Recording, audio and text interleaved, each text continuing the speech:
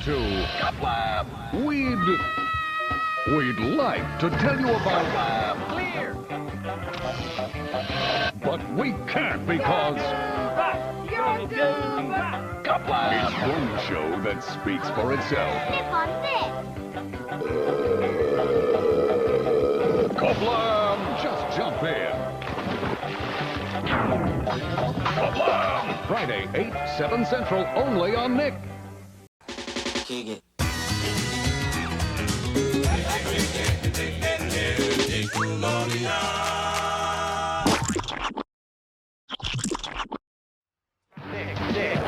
Wake up, the masters! Pick it up, pick it up, pick it up, pick it up! Welcome to Splat Attack, a 90s podcast honoring the slime-filled past. I'm your comic book page turner, Brett. And I'm your comic book co-host who shows the most boast, Alex. And Brett! Yes, Alex? What brought us into the inked and colored world of KaBlam today? Well, considering we just covered a comic-themed Are You Afraid of Dark vs. Goosebump episode not too long ago, the versus match reminded me of some memories I had reading comics growing up, along with this one. You know, a totally zany show featuring various animated shorts within the span of 24 minutes. I'm talking, of course, about KaBlam. It's pretty much a comic book that's come to life. What more would you want? Oh, I know exactly what you're talking about. KaBlam! It's practically a living comic book. It's got all sorts of wild adventures packed into each page, and Henry and June let us viewers know that it's always a surprise, no matter what we see on the other side. Well, speaking of the dynamic duo, do you know where they went? I believe they went to get our guest for this episode. Mr. Foot said that there were 3 people dying to get into these pages again, so obviously you and I are here, so just around the comic book of the show has got to be somebody else. Paper cut. Oh, look who it is. It's our friend Zac, who was previously on our favorite Nicktoons episode. And I'm the mayor. Don't forget me, the most important character. Hey, Welcome guys. back, Zac. How you doing? Good to be back. Awesome. I'm great. Well, we're happy to have you here again, and we might as well just dive right into it. What are your earliest memories of KaBlam growing up in the 90s? I thought it was fantastic. I mean, it was such a, different mix from what was usually on. I mean, you normally stuck with like the half-hour block of the same cartoon, and then they mixed it up. It gave me like really like liquid television vibes, which I loved liquid television when I was growing up. Like I was too little to be watching it, but it was great seeing all these different styles of animation. And so when KaBlam came out, I was like instantly hooked. And then when I saw Action League Now, I was like, this is it. This is my show. Like, I got to catch it every time it's on. I'm going to be sad if I miss it. Like, all of that. It was just such a great experience, and I got nothing but good memories about it. That's awesome. Yeah, I feel like my memories echoed those sentiments, Zac, because I grew up just loving cartoons and animation of all walks of life, whether it's like motion or motionless. And because I used to watch a lot of MTV while my Uncle Phil babysat me growing up. No, not the one from Fresh Prince, the one in my family.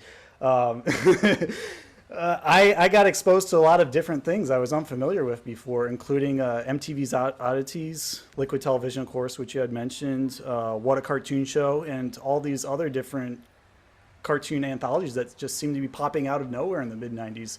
And once KaBlam showed up on Nickelodeon, I was like, ooh, I like this music. I like these characters. Look at all these different things I'm seeing. I'm here for this. And it was just like, more sugar to hype me up even more than my Saturday morning cereal could. I just loved every moment of it. Have you ever seen any of the Spike and Mike animation DVDs?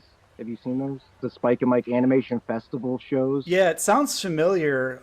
Those are really cool, too. There's a bunch of them, but they're all different styles of animation. Like, it fits right into the vibe. Yeah, I remember talking about it with some fellow animators at my college growing up, but I never had a chance to, go to one of the film festivals. the closest thing I got to that was like getting a DVD box set of the animation show, which was something Mike Judge. Oh yeah, with Don Hertzfeldt and Mike Judge on there. I had that too. Independent films compiled together. Yeah. It was just The little popcorn guy. brilliant. Yep. Yeah. Yeah. For me, my first memory of anything related to KaBlam is actually All That. Because Action League Now was a very, very short-lived segment on All That before KaBlam became a thing. They're plastic, they're spastic, they're fantastic. Here's Action League Now. And I remember really, really loving that Action League Now segment that was on All That, and I wanted to see more. And it just so happened that my brother, again, who I've mentioned several times on the show, he walked into the room. He would enjoy All That, but it wasn't quite his thing. By this point, he was well past the Nickelodeon kid show phase, but every once in a while, he would enjoy it. Especially All That, especially Good Burger. We went to go to the movies to see the Good Burger movie, so he would chime in every once in a while. And Action League Now came on, and he was very confused, and this just looks stupid, and I hate every bit of this. And then he just left.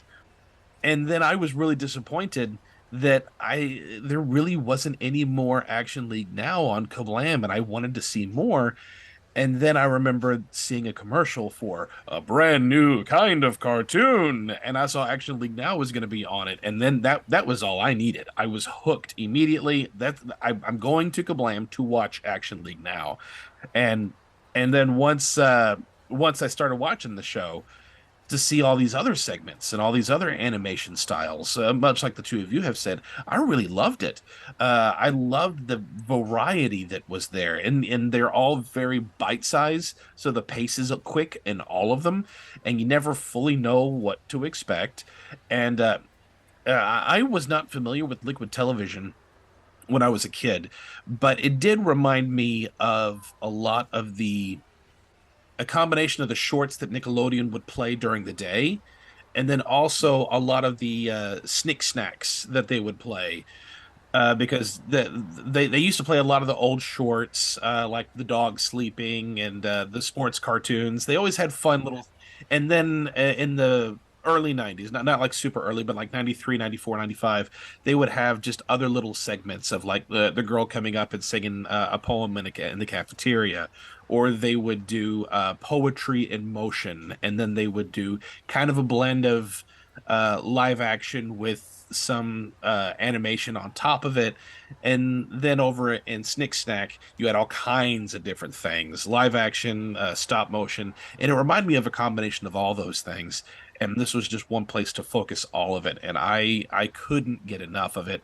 And then my brother walked in again when Action League Now was on, and this time though he didn't walk away.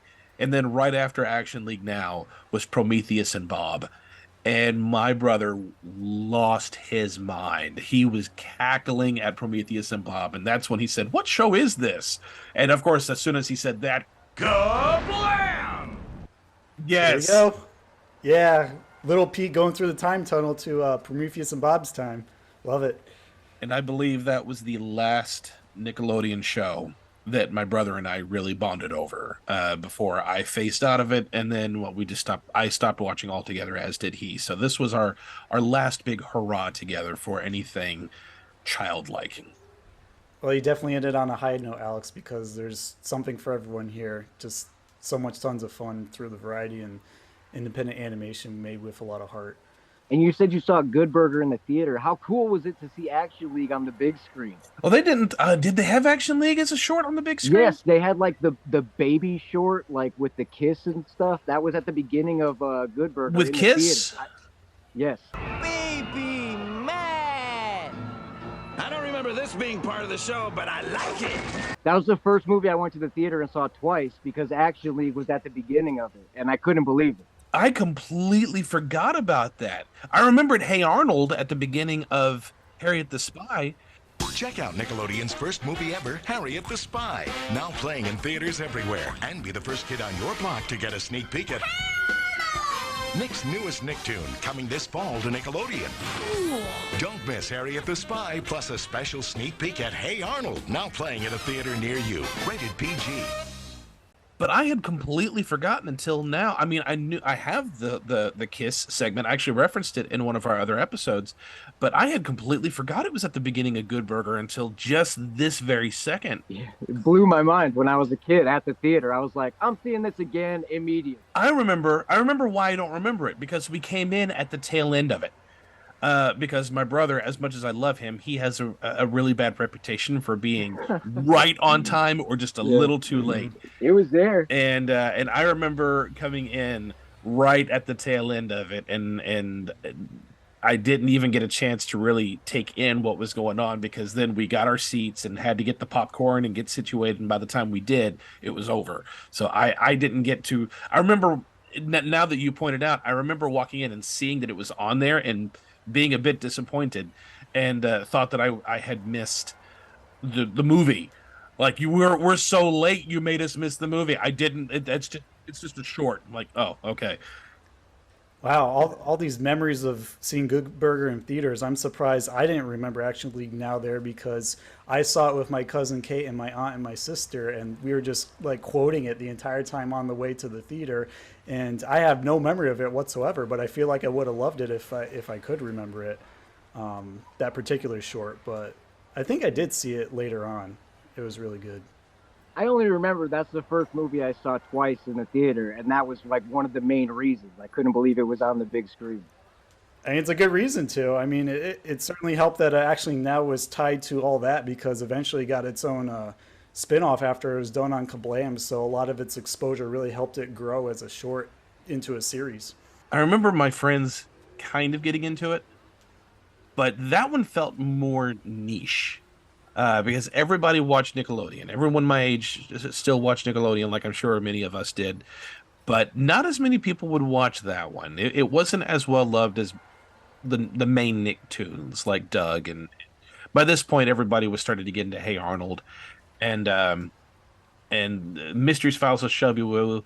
I didn't have as many friends who were watching that one, because I think they all also were starting to grow up. And they got bored during Mystery Files of Shelby Woo. At least my class was. Sorry, Dirty. Yeah, and I enjoyed it, but most of my classmates didn't really care for it. And the same with KaBlam. It was just too different. And I think outside the box. And I was like, are you guys nuts? But I'm a bit eclectic and weird as it is anyway, so my choice in friends, they were all, I mean, we would go around, we'd go around the playground, and one person would be, while the other one would go, and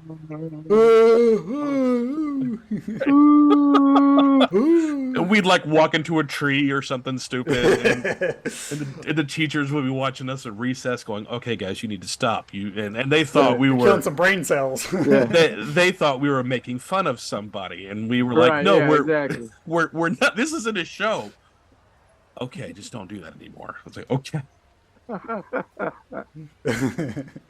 Well, I'm sure we'll be mentioning many of these much later when we get to our countdown list, because we are here to talk about our top 5 KaBlam shorts.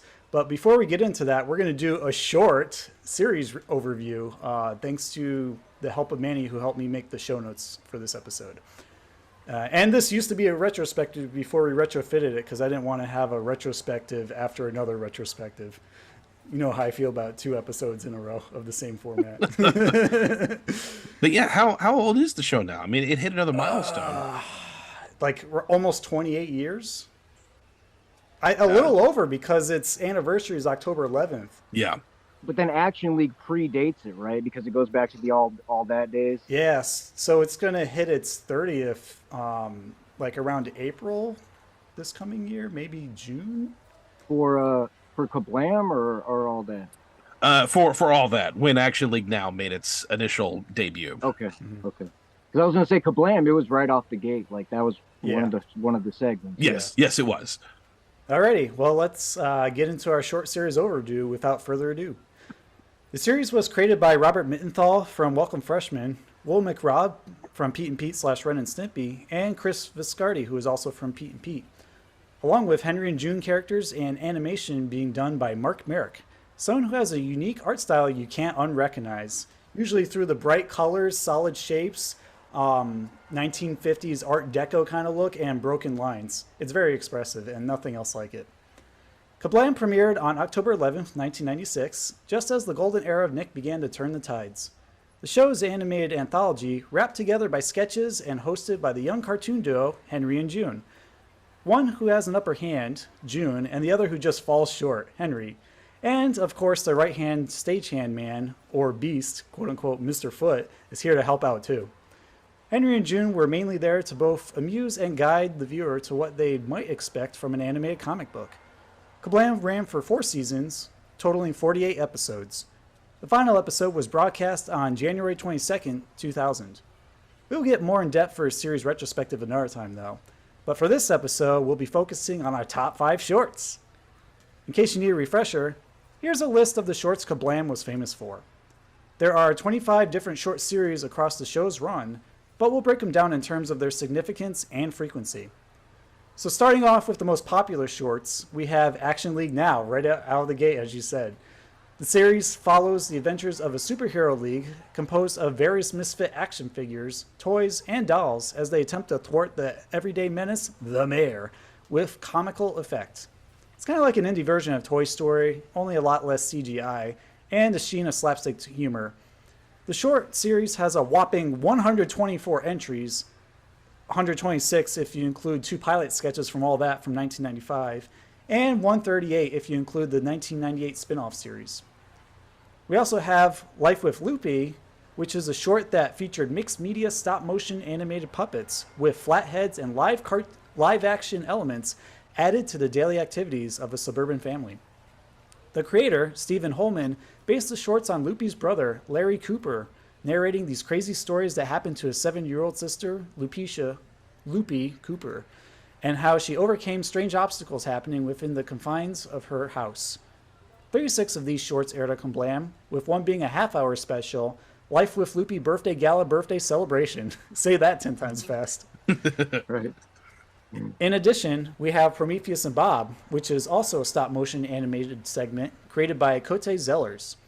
It revolves around a series of top-secret video recordings from 900,000 years ago by an alien using a remote control camera.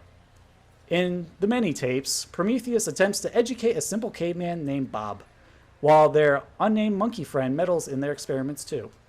41 segments of the short exist, with 3 of them containing 2 tapes inside a single segment. And lastly, for the more popular ones, we have Sniz and Fondue, a short series revolving around the day-to-day lives of 2 suburban fair-esque roommates, Sniz Bronkowski and Squeaky Fondue. One of them is a wild, mischievous troublemaker, and the other one is a level-headed yet riddled with anxiety straight man. Each is characterized by their green mohawk and blue tall hat respectively. Occasionally, they have other housemates, such as Bianca and her boyfriend Snoopa, join in on their misadventures too. 24 segments aired on KaBlam, while a pilot called Psyched for Snoopa was created in 1992, 4 years before KaBlam's initial airing. Alex, would you like to read the short-lived shorts for us? Certainly.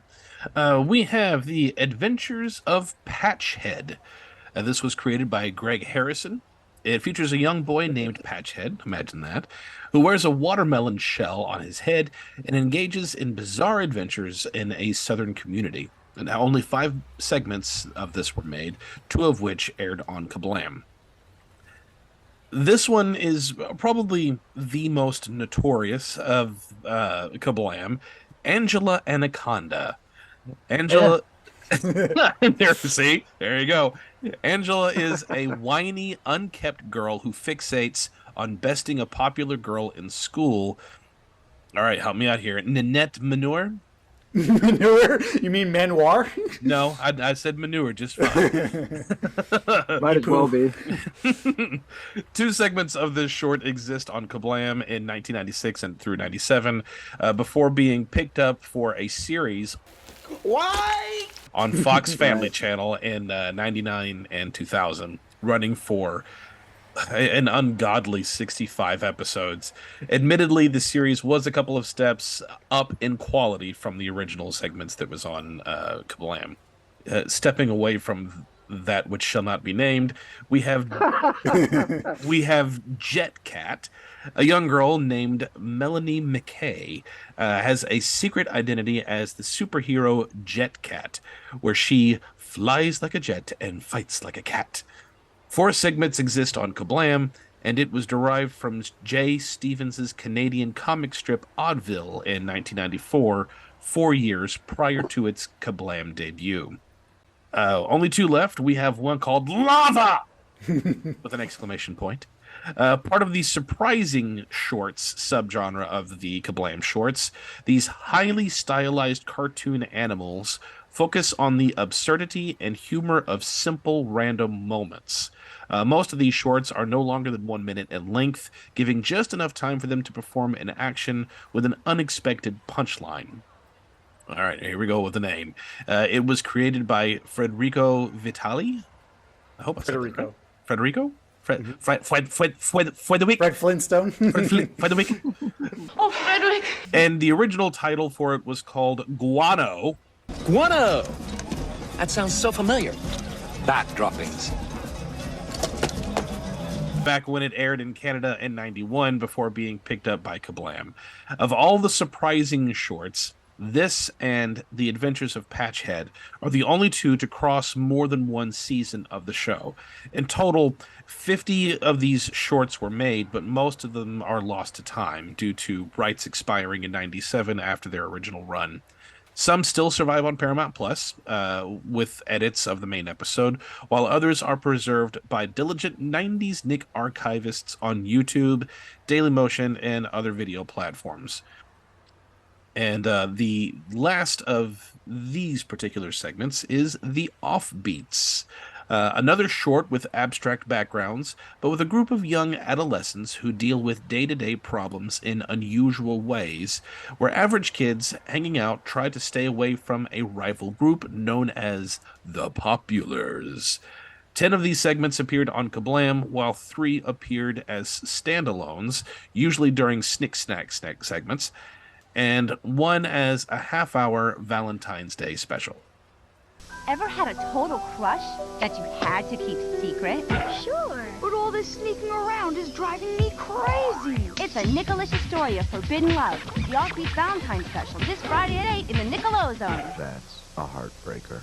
And lastly, we'll talk about our one-off category of shorts, which I like to call Don't Get Caught With Your Pants Down Twice, because shorts, and there's only one. So starting off with these bunch of KaBlam shorts, we have Anemia and Iodine, which are a cat and I don't know what this character is. It's a beige looking thing with a big nose and she's kind of short. Maybe a possum. I don't know. You can figure it out. And also her hyperactive brother Dropsy. They all visit a spooky house called Malaria Manor while searching inside of it for all sorts of paranormal activities. This one, they end up finding a kitty while trying to conjure up ghosts using their Ouija board, and there's a surprising twist at the end that I'll have to save for you to watch to find out. In addition, we have the Brothers Tiki, which involve 2 astronaut Tiki siblings called Tiki Knots, which land on Earth in response to a distress signal. And now they must keep their cover from a girl who thinks they're puppets. It aired as a 2-part segment between Season 2 episodes, Get Sam Donaldson's Mystery Bag, and Cramming Cartoons since 1627. How do they come up with these KaBlam episode titles, by the way? They're so random. They are extremely random. It's so difficult to figure out which episode has which shorts, because they are they're all over the place. Yeah. There's nothing easily identifiable about any of them. No. Moving on, we have Dave, Son of Hercules, which was actually animated by Mark Merrick, who does the Henry and June segments. Hercules' son in this one is playing the cymbals and gong in a school band, while Hercules is caught up in traffic and is late. Feeling guilty, he spends quality time with his son to make up for it. Sadly, he doesn't know how things work in modern times because, you know, he's a Greek hero and all that. It is the longest one-off shorts in the series, clocking in at 7 minutes, 22 seconds. We also have Emmett Freedy, who is a kid who has a piece of cereal in his hair mistaken for head lice by a pushy school nurse. The most notable thing about the stop-motion animated short is it has puppets reused for similarly styled Amanda Show shorts. And if you've seen those shorts, you know exactly what they look like. It's like very...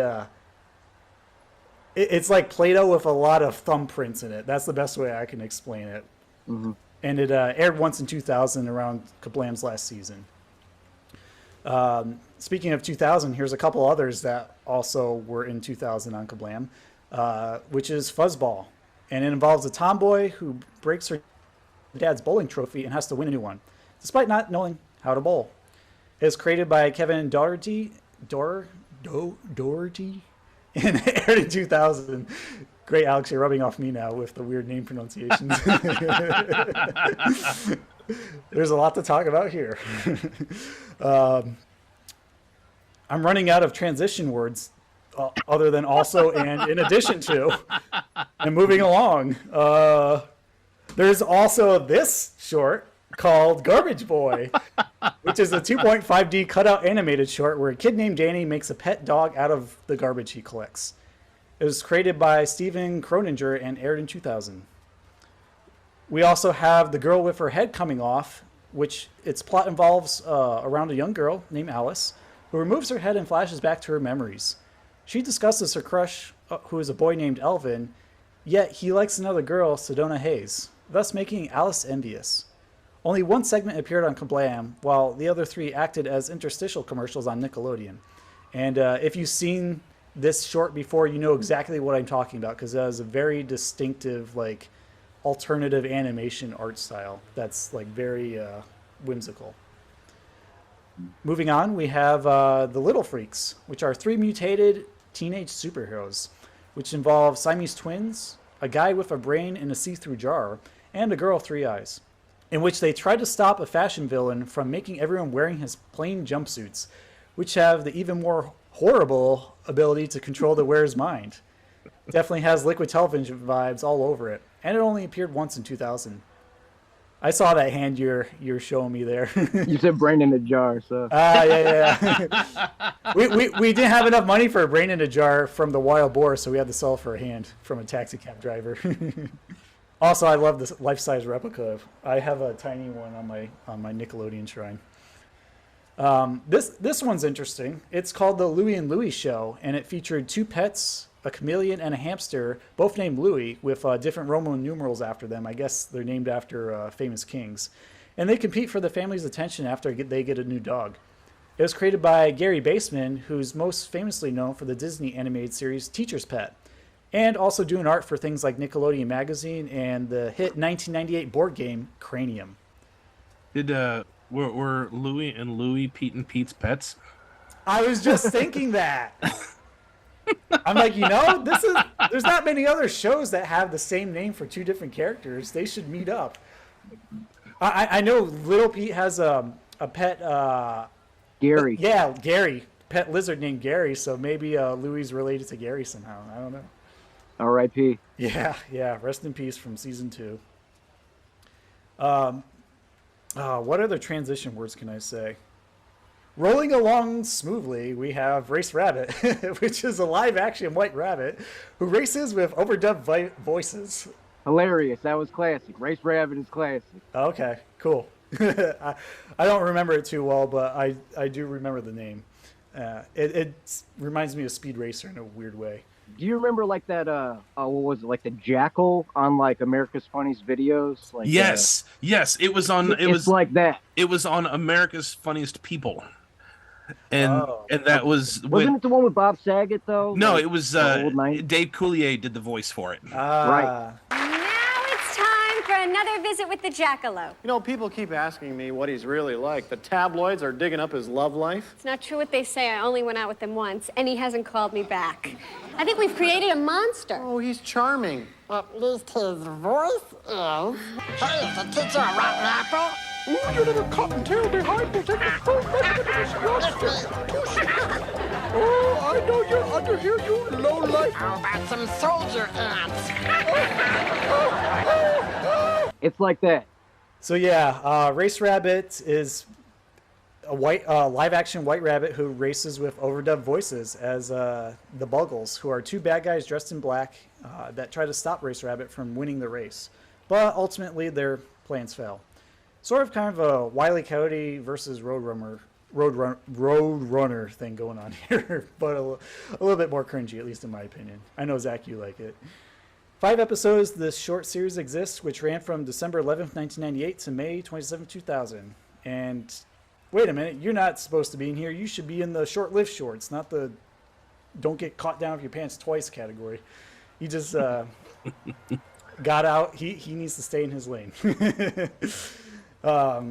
Casually strolling along the pages of KaBlam. Nice segue. We also have Randall Fland's Incredible Big Top, which involves a traditionally animated short about a feline circus ringleader bringing the show to the town of Trouble. And yes, the town is called Trouble. It's not like a joke or anything. And he essentially proves the locals wrong, that it's actually a show worth seeing. It aired once in 1998, and it has a art style that's very reminiscent of John Dilworth's earlier animated shorts from Liquid Television, such as Smart Talk with Raisin and The Dirty Bird. This one is called The Shizagi, which is about an animal that had been extinct, except one of them went to the South Pole where he froze into a block of ice, and a kid named Brutus set him free. Together, they live in a suburban home where he enjoys his Caesar salad. Very, very strange. None of that sentence made sense. But it is notable for being the only CGI segment to ever appear at KaBlam back in early 2000. Just 2 more left. One of them is Stewie the Dog Boy, which has a similar premise to Teacher's Pet, actually, where a dog dresses up as a human boy to attend school. Unfortunately, due to the Disney cartoon premiering around the same time, all plans to take this segment further were halted abruptly. It was created by Dennis Mesner. And lastly, we have another bunny short called Untalkative Bunny, which, unlike the other one, involves a yellow mute rabbit who goes to various places while encountering various modern life problems stemming from her journey through the big city. This one particularly made me think of Sheep in the Big City from Cartoon Network. Similar premise, different animal. Though only the pilot aired on KaBlam once in 1999, it previously aired on MTV's Cartoon Sushi in 1997 and was later picked up as a 39-episode series, believe it or not, on Teletoon Canada in 2001. Wow. Yeah, it was created by Graham Falk. So, yeah, a lot of shorts ran through this show, and you didn't even realize it, especially if you haven't seen the other seasons later on. What are you guys' thoughts on any or all of these? I saw the one that you were just talking about, the rabbit, or not Rabbit Racer, the Untalkative Rabbit. I saw that one. It was okay. I don't see it being a full series or getting 39 episodes, but I saw that one. A lot of them I've never heard of, like the one-offs. I know the main ones, but like there's so many episodes of KaBlam where they just threw in like a minute or 2-minute segment. You know, it's hard to catch everything. Once you watch it once, and whether you enjoy it or not, you've only seen it once, and then it's out of sight, out of mind. Very impressive list, though. Yeah. Like, wow. Plenty, yeah. I think more of them appeared in the later half of KaBlam just because the earlier ones featured heavy rotations of the popular ones we all know, with maybe 1 or 2, one-off shorts sprinkled in. I know Anemia and bulimia, iodine. Yeah, I was gonna say pneumonia. Some disease characters. Yeah, Anemia and Iodine. They actually appeared in season 1, so I think they were the first one of the one-offs to show up. And I kind of like the art style of that. It reminds me of Rocko's Modern Life in a strange way, mixed with a little bit of Nina and the Count, which was on Oh Yeah Cartoons, and What a Cartoon Show on Nickelodeon later in the 90s, and also Cartoon Network in the mid-90s. What was that Snizzy show? Yeah, the Snizzy, you got it. I don't know. Never heard of it. I just found out about it. I didn't watch it all the way through. You guys don't know about that? It's everybody knows about that. No, it's like the epitome of bizarre. But I figured I'd mention it for any of those fanboys out there who need to know everything about KaBlam. But I do have 3 other little tidbits to add. One of them being with Sniz and Fondue, which was, again, we had mentioned was created by Mike Brandon. It was offered as a series at one point, or almost offered as a series. The original creator, getting near the end of its main run, was getting very tired. Not necessarily with creating the show, but more frustrated at the fact that he had very few people helping him, and he was doing most of the work.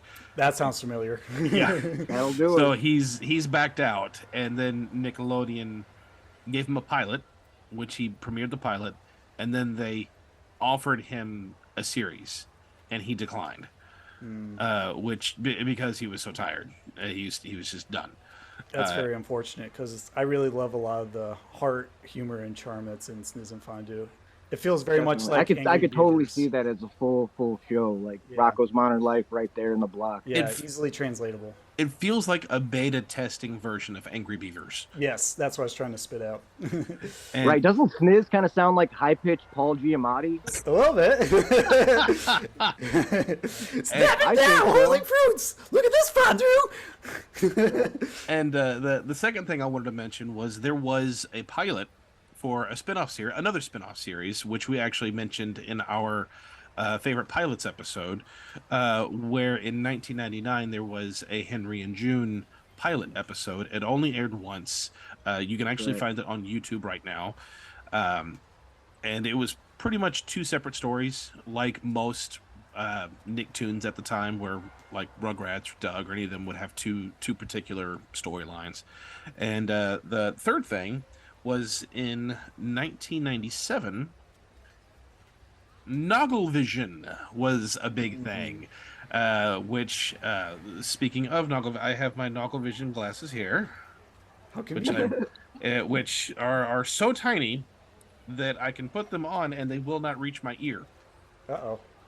They are definitely designed for children, but KaBlam was one of the episodes, one of the shows, and it was the episode Won't Crack or Peel was their episode. And for those who don't know what Nogglevision was, kids could go to Blockbuster or make an order through like Kellogg's cereals, and then they would send these glasses to you. And then for an entire week, at the 7 o'clock hour, 6 o'clock hour, something like that, they would play an episode of Nickelodeon. And there would be a segment on the episode that would be in 3D that you would see with these glasses. Noggle. Verb, to see Nickelodeon in a whole new way. Noggle goggle. Noun, the special Nickelodeon glasses you need to see in Nogglevision. Wow. An exclamation, to be used in a statement such as, A week of new episodes of Alex Mack, Hey Arnold, KaBlam, Rugrats, and Shelby Woo and Nogglevision. Wow. And it's hosted by me, Larissa. And me, Arnold. Wow. No goggles yet? Get them in specially marked packages of these Kraft Kids products or at participating Blockbuster video stores. Nickelodeon's 3D Nogglevision starts this Monday at 8, 7 Central, only on Nick. And the only segments that were in 3D were the Henry and June segments. So all of the other shorts, they were not. Just the Henry and June one. And the one that I remember the most was Henry was trying to get people to blow him away. So he was telling the audience at home, blow at the camera. And nothing's happening. And he's insulting the audience. And June comes over and knocks on the glass. You know, the hand gets really big, close to the glass, and then cuts a giant hole in the TV screen and pulls it away. And then all the wind starts flowing in. And that's so cool. Completely blows Henry away. Now, when I say blow, start blowing. Ready? Blow!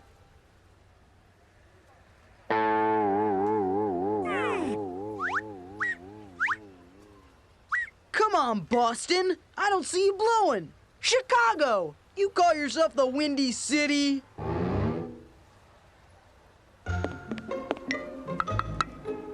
Henry, I think we got a problem here. We sure do. Our audience is a bunch of wimps. Come on! Blow! Dig deep! Work it! Really put your lungs into it! What's the matter with you? Can't you spin a measly pinwheel? Whoa! Those are the three bits of extra tidbits that I have for KaBlam that we didn't mention yet. They did a couple of those like special vision with KaBlam. Like they would do smell-o-vision where you're supposed to get close to the TV. I saw that earlier, and they're like, "Do you smell the glass? It's supposed to smell like glass." So it's like smell-o-vision. Oh my God, it's glass. When you see this signal, then it's time for you, the viewer, to start smelling. To usher in this revolutionary scientific breakthrough, we have chosen this extra large pane of glass.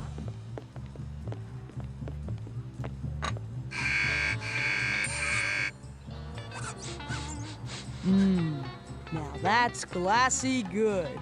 Like that's what they were doing in the show. And then they did like hypnovision where like June's eyes were spinning around. Like very cool.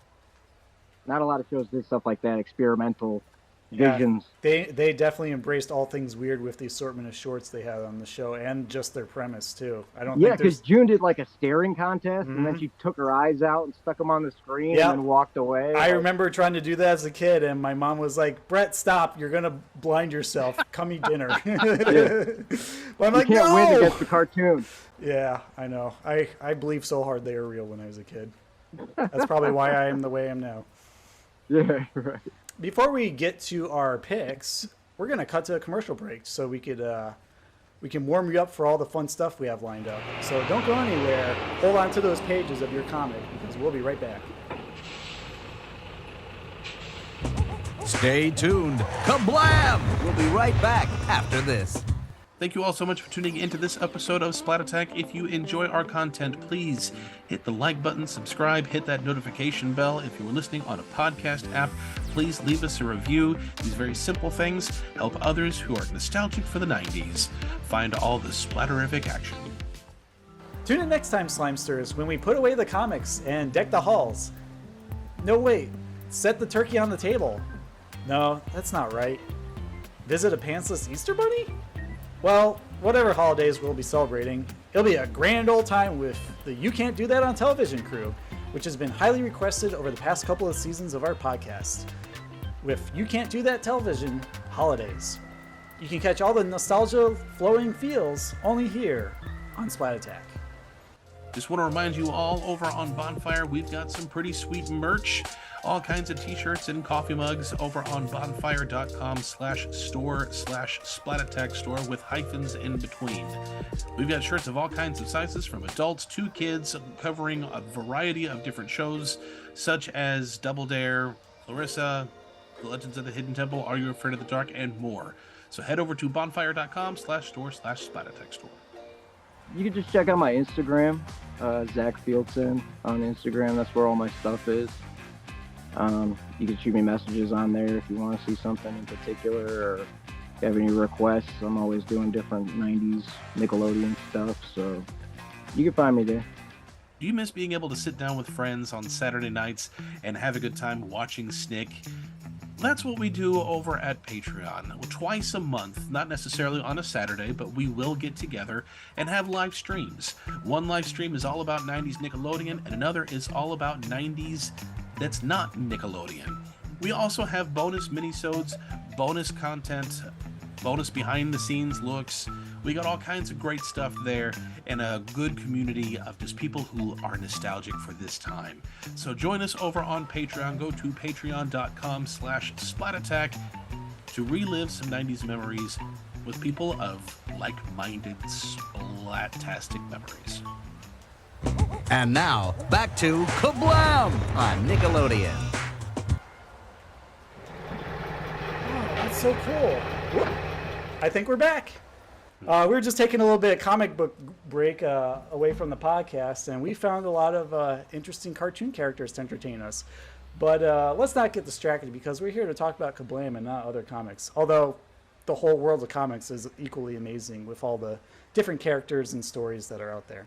Well, but before we get into our picks, I just remembered during the commercial break that there was something else KaBlam related that we didn't bring up. Oh. Since we were on break, I had to go get me a snack, and I had completely forgot that I had to get my snack out of my KaBlam lunchbox.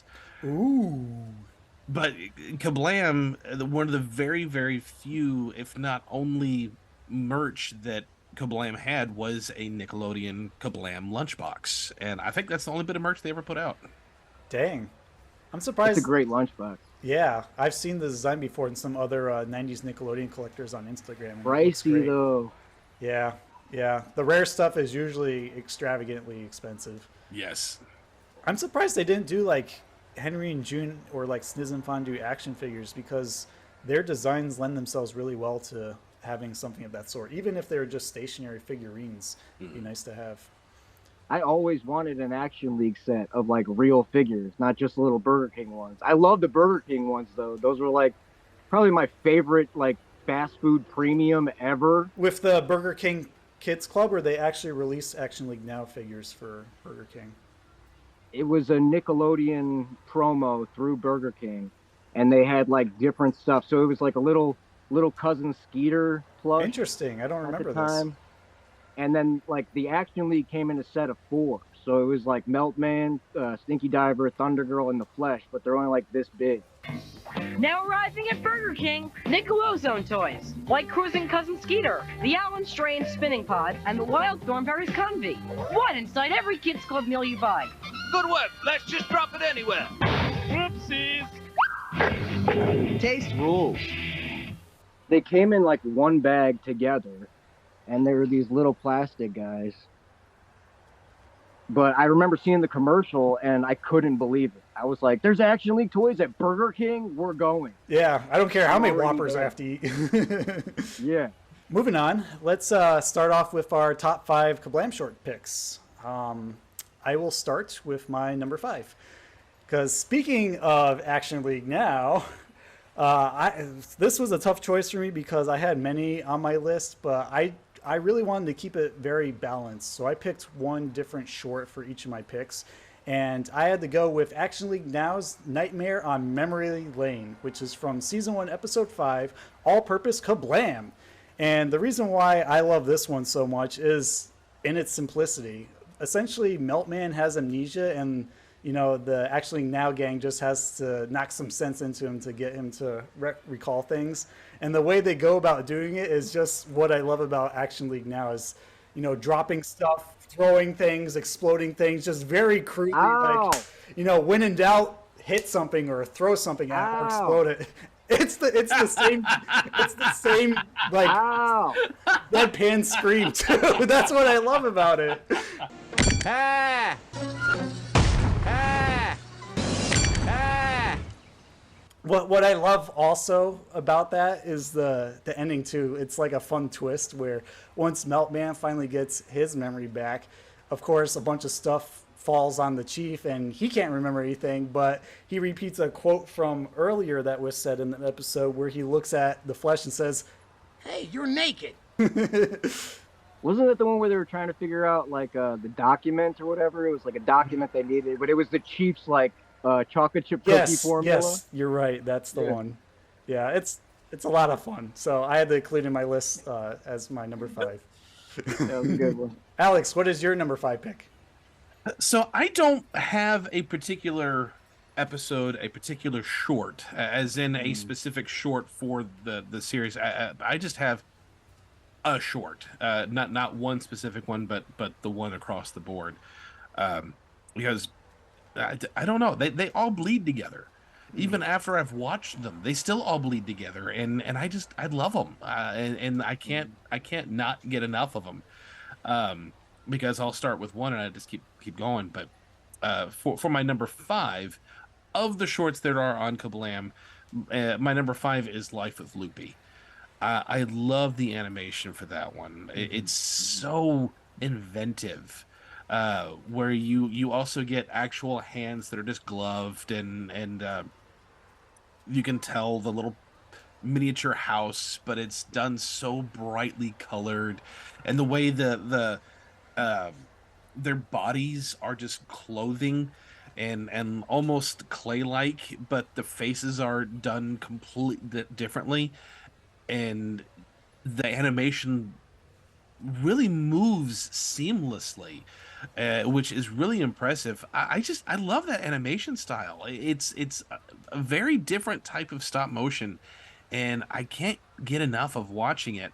which also makes for an interesting challenge whenever you're trying to draw characters and then you want to draw characters from Life with Loopy, because I've done that before, not very well, but I can get the face really great. But trying to really capture the 3 dimensions of the body too, without making it look too silly with the 2 different types of drawing techniques, it's very much a challenge, and I still haven't quite mastered it.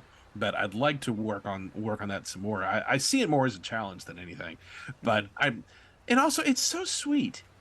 Loopy is just a sweet character, and There's a lot of heart in that show. Yeah.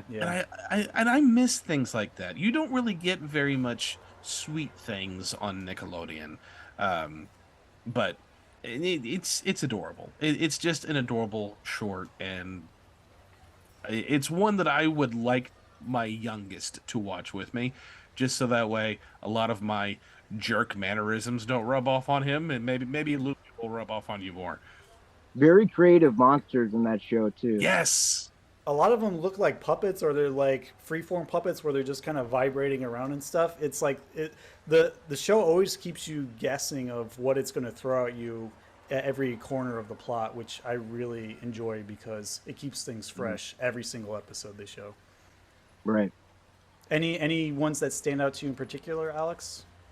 Just the probably my favorite one.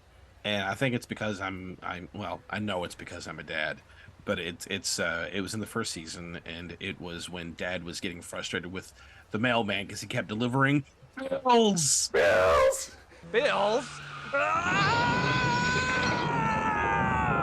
That one's called The Trouble with Inflation, by the way, for anyone who's curious. And Loopy is trying to save her dad from being overly frustrated, and then by the end of it, no matter her attempts, it always goes wrong, but by the end of it, she decided to, if you can't beat him, join him in a way, and wrote a letter that went in the mail to go to Dad and said maybe getting a letter from someone who loves you might ease getting bills or something like that. And it's a very sweet thing, and I'm in the living room working a puzzle while watching this, and I'm like, oh, that's too cute. How can I not? I can totally relate to that today, because sometimes you just don't want to see bills in the mail. You want something that perks you up, like a letter from a family member, or like a gift from Amazon, or just something to brighten you up. And it's the simple resolutions in Life with Loopy that really make this short endure beyond KaBlam, because it just allows you to take in the full depth of the characters and what the family goes through together and all their zany situations, and it always just brings it back down to earth by the end. And if anyone out there who's watching this hasn't given Life with Loopy a chance, definitely go through the series when you can. It's on Paramount Plus. You could also find it on YouTube thanks to some other 90s Nickelodeon archivists, and just check out any episode. You can't go wrong. Zach, what is your number 5 pick? Number 5, well, back with Life with Loopy, I have the Alien in the Basement episode. I'm not sure what the name of that sketch was. There's an alien in the basement, and the mom is like a secret agent. And so Loopy's mom keeps leaving, and she's like, "Where are you going, Mom?" And the mom's like, "Going to the basement." And then there's this whole story about how the mom was recruited years ago to be a secret agent to protect this alien puppet in the basement. Well, alien in the basement, but it's this weird puppet. And like that, she's like feeding it and bringing it food and stuff. And I thought that one was great. There's 3 Loopies that I have: the alien in the basement, the baseball like under the couch. Yes, I saw that one the other day. Henry loses his baseball, and then it goes to like, I feel like that's been done a couple times where like something gets lost under the couch, and then there's like a whole world of everything ever lost. Yeah. So she goes down there, and there's like more weird, creepy puppets kind of things, but very creative, very inventive, very original like design as far as that goes. Very cool. And then the goldfish one. Like, I feel like the goldfish one was on a lot, and that's just a classic. Like, a lot of heart in that one, like, because everybody's lost a goldfish when they're a kid, but for Loopy to go find the goldfish, like, that was very cool. I like that one a lot. Well, moving right along with our list to number 4, I'm going to go with one that you may or may have seen somewhere else, maybe on Snick Snacks, maybe on its own. But I love these modern beatnik Peanuts characters that we like to call the Offbeats.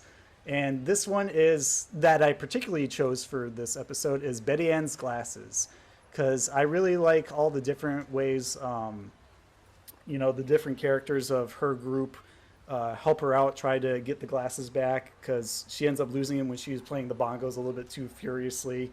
And that mean girl who's part of the Populars, you know, the pink dress and the bow. She's probably like a Helga knockoff from Hey Arnold, but she's like concealing the glasses without Betty Ann knowing. And then I think September, the nerdy kid tries to use this like metal detector thing to find the glasses, points it out, and he's like, "It's right here. You missed your opportunity." And I just got a big laugh about that because it's so goofy in its charming way. And then I think the way they resolved that episode is they all got together dressed up as the president with August the dog as like the head, and he had like this toupee on, and they asked for the glasses back because, you know, why not assert political power to get something like that recovered. And so when they got the glasses, you know, Betty Ann returns with them on, and then August is still following everyone else in his group with the toupee on. And the thing that really got me at the end is like that kid with the little like spinny hat who's in the Populars group who always says something and gets kicked out. He said, "Oh, that must be the president's dog." And then he's like, "Wah!" Must be the president's dog. It's fun. I love this show. Like, who's the offbeat that's always yelling? There's one kid that's always Tommy. yelling. He has like the Pete and Pete vibe going on with the plaid shirt and the yellow hunting hat. He's like, "Will you lower your voice?" And he's constantly like shouting. Yeah, that guy. Are you sure? We're sure. Are you absolutely sure? Yes. Yeah, I love that guy. Yeah. So that's from season 1, episode 13. Resistance is futile. My number 4 also is the Offbeats. Woo! And again, I don't have a particular one. It's just the general feeling of the segment itself. It just feels so relaxed. But something that I do find interesting, and anyone who has kids is probably going to be more familiar with this, but Mo Willems is the one who created this, and you may recognize him as the author for the Elephant and Piggy books, which Sam loved to read when he was younger, and also the Pigeon books. And Mo Willems has been doing a lot of really wonderful things with trying to build on community and communication, and I really love what he's been doing. I've been following him on Instagram for quite a while, so it's hard for me to not love the Offbeats just by the general camaraderie that he's wanting to have people do. And I don't know, I just love the feeling of it. And you had said it earlier, and I completely agree with it, because I was actually going to say it too. It feels like a modern day Charlie Brown. Because it's got kind of that jazzy feeling, slow jazz, and very cheap look to it, but it's not, and we know it's not. But that's kind of the charm of it. It's very smartly animated, and I just love it. It's just one that I want to go when I want to veg out for a while. Number 4, Prometheus and Bob art. I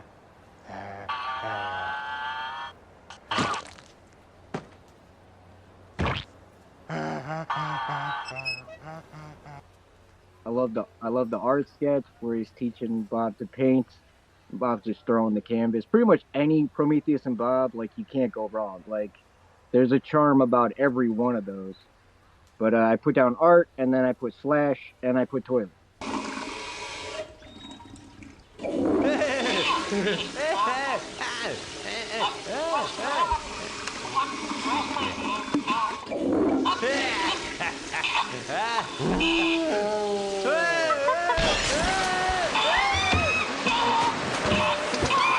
I love how the camera always breaks too. Like, that's how they end. They must go through a lot of cameras. Where is Prometheus getting them from? Does he have to like fly back to his home 900,000 years in the future? Maybe he's got really good entertainment insurance. Yeah, right. Well, moving right along with number 3, keep it short and sweet. I also picked Life with Loopy because, hey, that's why it's my background. Love the art style, very charming. It's very unique, you know, just a perfect quirky blend of live action and stop motion elements, and also textures and 3D elements with 2D as well. Love all the voice acting. It's very appropriate for every one of the characters, including the silly puppet villains or side characters too. And the particular one that I picked for my list is what Zach mentioned earlier, Goldfish Heaven. From Season 1, Episode 7, KaBlam Gets Results. And this is the earliest Life with Loopy episode, aside from Egghead and The Trouble with Inflation, that I remember from my earliest KaBlam memories. And I just remember, wow, I really want a goldfish costume like that, but where am I going to get one so I can go down the toilet? Because there's a phase in my life where I was fascinated with putting things down, you know, the toilet. Never go down the hole. Never go down the hole. Bye-bye, diaper. And trying to figure out where it goes and hearing stories. And there was also a Dexter's Lab episode called Flay a Soul where they flush a goldfish into the great beyond. So there's another connection there that really got me curious. And Stinky Diver, of course, he went down the toilet. My long lost brother. Yeah, I remember him. Diver. Twin brother lost in the toilet for 25 years. Yeah, right. The things people put down there, I don't even want to know. But it's pretty cool that she was able to make her journey down there and emerge from it victoriously without any weird smells or side effects. So gotta give it to her for that. And it always touched me in a sweet spot too, to just see her, you know, dead pet enjoying the afterlife. Like, there's a certain kind of calming peace that you get from that kind of moment in storytelling. I feel like that one was on a lot too. Like, I feel like I saw that more than any other Life with Loopy. Like, maybe that's why it sticks out of my brain. Yeah, tuning in, it was the goldfish one, but I never turned it off. It was a great bit, but I feel like it was on a lot in rotation. Alex, what is your number 3 pick? My number 3 is Sniz and Fondue, which again I had mentioned earlier is very much kind of a beta version of Angry Beavers. Which, by the way, there is a Pete and Pete tie-in because Rick Gomez, who is Endless Mike, is the voice of Sniz. Oh, that's so cool! Yeah, that's totally right. Because whenever I heard him say "You're out of my gang" in Yellow Fever, he sounds just like the inflection of Sniz when he does that. Once a dink, always a dink. You're out of my gang. Any final words to your shallow and uncaring fans? Yes, I rule. So that's a fun little thing, but I love when you can piece all these things together, which makes me wonder if Will McRobb had a hand in getting Rick Gomez and to do that for him. I wouldn't doubt it. But something that I don't know, that I was hot and cold with this one because I like it and then I didn't like it and then I liked it and then I didn't like it, but I ended up liking it more than not liking it, and I think it was just because Sniz, I can only take so much of Sniz for a while. I'm like, okay, I gotta skip this one for now. I gotta come back to this later. And then whenever I'm in the right mindset, I come back to it and I cackle every time. I especially liked how every single time they ended up in the sandbox, that one girl would just smack with a little shovel. And I absolutely, that cracked me up every single time. And especially the Scorpion episode and how he was so sure that if he has the Scorpion guarding his room, Sniz is going to stay away. And nope, he's like, oh, this is really cool. This is my room guardian, a Madagascar Scorpion. Snap me down. What a sick purchase. Sick enough to keep you out of my room forever? Fruits on that. He's in a tank. But just because they're ones that I think of, but I really did enjoy the ventriloquist episode. I've always liked ventriloquist dummy episodes. I mean, I'm still into puppeteering as it is, and I also like the Star Trek parody episode because I like Star Trek and I like Star Wars, and anytime they did parodies of it in TV, I always perked up a bit more. But I know Brett will have more to say about that later, so I'm gonna bow out of Sniz and Fondue and leave it at my number 3. What'd you think of them taping their feet in the Toxic Tail episode? I was like, would I do that if there was a scorpion running amok in my house? I already got a ton of fruit flies. I don't know if that would help at all. Did you see the Sniz and Fondue where like he steals his hat? Sniz steals like Fondue's hat, and he's like on the streets selling stuff, and Fondue is freaking out because he doesn't have his hat. That hat is my essence. It's very similar to Little Pete with his plaid hat too. You can't imagine him without him, or like even Hey Arnold. Exactly, that's his whole life. I also liked whenever they were trying to teach Sniz how to read, how to tell time, and they had it written across his face. Don't tell me the time, and then he sees a reflection of himself, and he's trying to read it backwards. It says, "Don't tell me time, moron."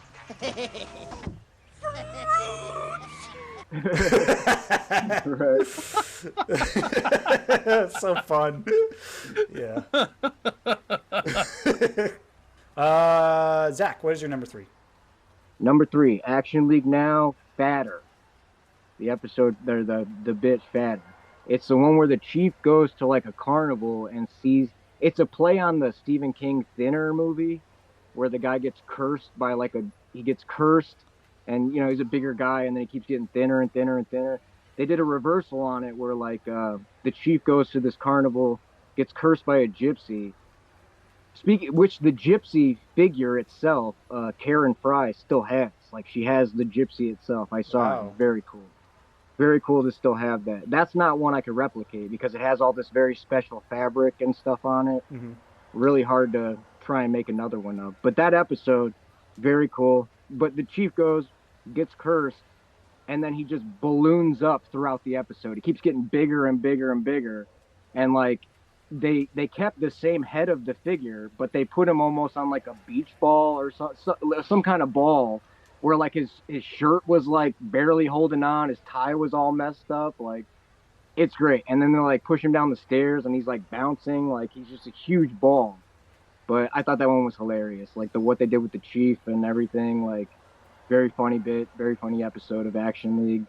I like when they play around with the figures and they do different things. Like, you don't really see a lot of like Chief play. Chief always kind of shows up and he's just like, we're doing this, and then that's it. But they have a standalone episode with him where he's like in this turmoil, getting huge, like going down the stairs and everything. And they put him in the fridge and they bend the shelf of the fridge so it looks like he's like weighing a ton, weighing down the shelf of the fridge. Just little things like that. Like, very, very funny, very cool.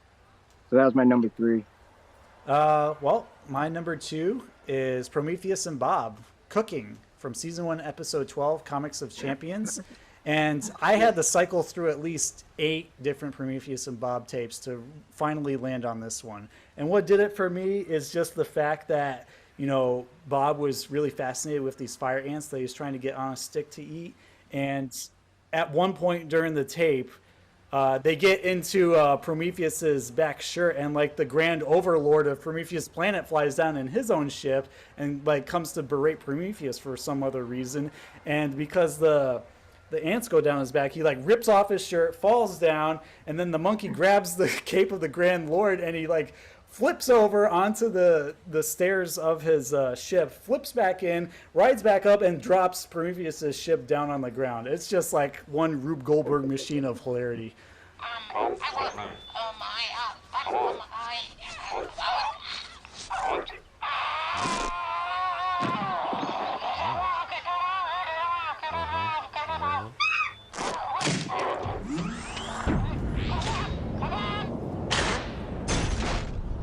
I really love the outcome of it, and then he's just kind of sitting there at the end sharing a hug with them.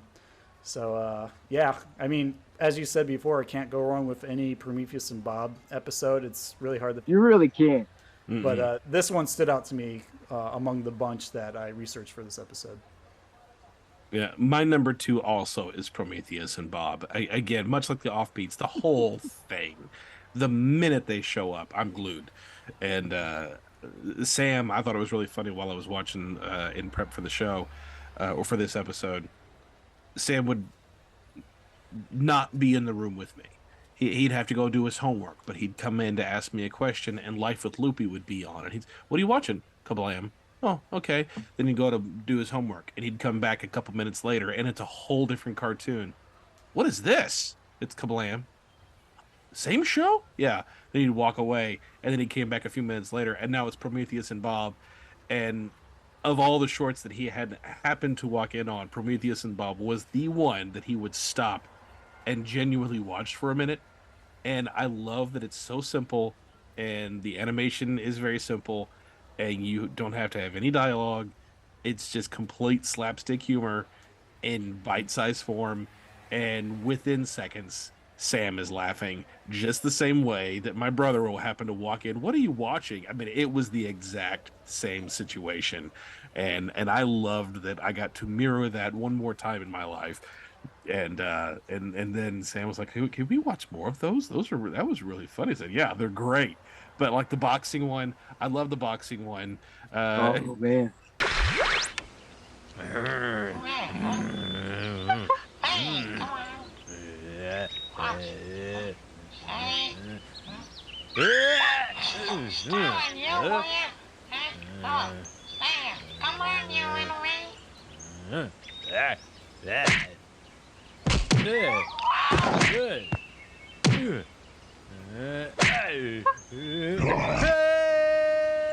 I also love the wheel and the bowling ones too. Yes, those were the exact same two I was gonna say. Oh, really? Yes, I love those. Mainly because the flying saucers like rolled away and then into the camera, and then for the bowling one, Bob's tongue gets stuck in the bowling ball and he's like trying to slam it around, and then the boulders from the cliff hit the camera. It's like, how many cameras do you go through, Prometheus? Is it worth it?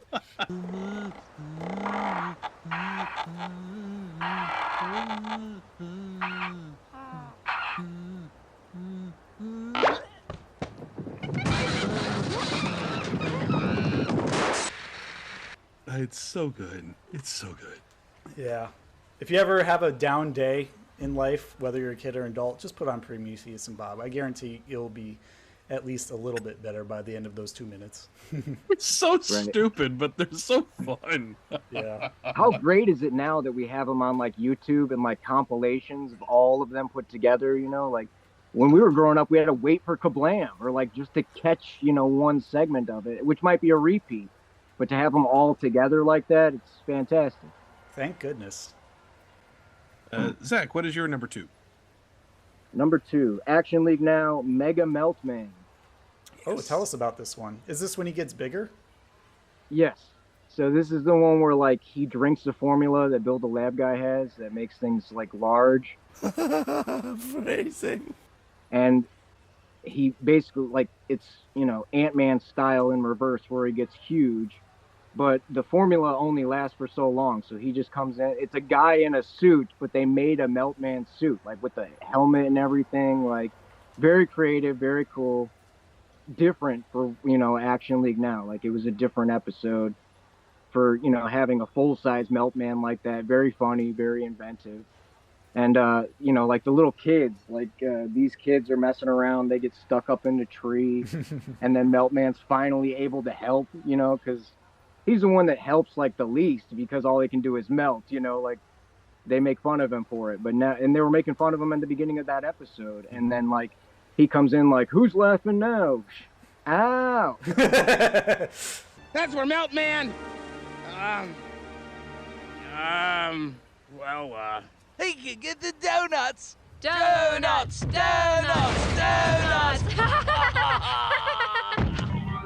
Think again, pipsqueaks. And then he's able to he's trying to help the kids out of the tree and then trips, falls in a kiddie pool like outside, you know, but it's this guy in the suit, you know, jumping in this kiddie pool and. All right, it's Meltman, and he's big. We're saved. Hooray! I'm Mega Meltman with the power to. Ow! We're toast. Don't worry, young Americans. I'm coming. It was just great. And then like the formula wears off, you know, Bill's like, I didn't tell him that it could wear off. And then it just, you know, back to normal size Meltman. But it was a very funny episode, like very funny bit. I'm not sure exactly which episode of KaBlam it shows up in, but that was my number 2. Mega Meltman. Yeah, understandable. There's a lot to keep track of. I mean, Action League Now is the largest recurring one out of all of them by a mile. With over. And there's so many great ones too. Yeah. Yeah, I wanted to put Spotzilla on here too, but because I think it was like a 2 or 3-parter, it didn't feel right for me to cram it in here because it's much bigger than the others. Phrasing. Shut up! I think they said that was the only 2-parter in KaBlam with Action League Now. Like Spotzilla was the only 2-parter they did for that, but yeah, I think that was like one where they introduced in one episode, and then the following episode of KaBlam they had the conclusion, which I'm like, no, I have to wait a week for this, and I don't even know if I'll be home in time for it. Dateline. Yeah. Yes, Dateline. Alrighty, the moment you've all been waiting for. I know you enjoyed our list so far, Slimesters, but here's the creme de la creme of our picks. So, starting with me for number 1, you might know that I'm an Angry Beavers fan. I really love their humor. Norbert and Daggett are a great dynamic duo who have a lot of wacky hijinks in the woods. But sometimes I like to take that into the suburbs. And if you're like me, you'll like the similar humor that entails. And we have, of course, Sniz and Fondue, who replicates that humor beautifully. In particular, the episode that I chose is Stump Bike Sniz from Season 1, Episode 2. It's flavorific. And out of all of the episodes that I remember as a child, this one stuck out in my head the most. It just left a lasting impression on me because around that time, I also saw Bart the Daredevil, where he jumps that giant gorge, and I was really big on like motorcycle stunts for like about a week when I was watching TV. So, you know, it got my attention, and I really enjoy the humor, the visual humor, and just seeing this tiny little ferret character on this massive red bike that I think he calls Gertrude. And her name is Gretchen. Essentially what he does is he lets the stunt bike profession go to his head, where he starts jumping little things like birthday cupcakes and then like pizzas and pizza boxes, and then he automatically ramps up to like jumping the house, and he makes a whole event out of it by even stealing the doors from inside of the house to extend the ramp. And then once he goes, he doesn't make, spoiler alert, he doesn't make it over. He goes through like the top bedroom window, tumbles into a tree, and then lands safely. But what gets it for me is that while he's showboating after he had a miraculous landing, the giant bike just topples over him and he's sent to the hospital. Biking radical is not for everyone. It's gotta be in your blood, in your soul. I do it for the raw adrenaline. Cause in this life, baby, it's only you who makes each moment awesome. Fondue comes in with the latest newspaper headlines of his stunt, and it just shows his picture and it says "idiot" right above it. And he's so happy about it too. I'm famous. Yeah, I love that one so much. I can rewatch it endlessly and still get enjoyment out of it. So that's why it's my number 1. For my number 1, which is probably no surprise, is Action League Now. Dateline.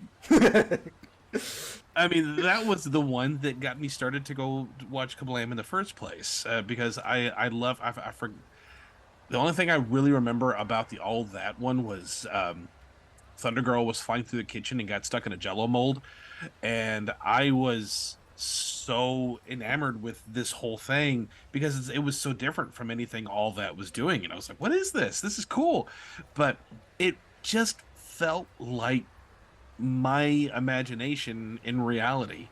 Without the hands in the way, but I mean, stupid things like this I would do. You know, what can I have around the house that I can play with that all my action figures would be able to do? Because I didn't have play sets. I had to make my own environment for these characters to play in, and I would just grab random stuff and make up different little traps and things that these characters would have to overcome, and I loved every second of it. And now I'm watching the show that's doing all this stuff, but with an absolutely ridiculous sense of humor that I am cackling at. And it was the first time that my brother and I really had that. That was my first dip into sarcasm because of the melt man with the power to melt. And I mean, all of that kind of stuff was just so good. And I mean, there was one where Thunder Girl was she fell And then they were saying, can she, will she get her flight back in time? And she hit the ground, and then the car landed on top of her, and the voiceover goes, apparently not. The Action-mobile Freefall. Thunder Girl headed for Splatsville. Can she veer out of harm's way? Apparently not. That didn't hurt a bit. Oof! Thunder Girl, this is no time for a nap. I loved the humor, and it was really, I think a lot of my humor started to develop from this show. I mean, I had early 90s, I had full-on slapstick, zany Jim Carrey sense of humor, but right around 97, 98, my sarcasm really started to take off, and I think this is where it started, because my brother and I would enjoy it so much, and because it made him laugh, it made me start doing it more. That's a great pick. I definitely relate to it. I wanted to put it higher on my list, but I just love cartoons a little bit more. But what I love most about it is that it feels like it predates Robot Chicken on Adult Swim, where they're just using like actual toys and manipulating them for the sake of telling a story. But they're definitely more physical with it instead of like the stop motion technique.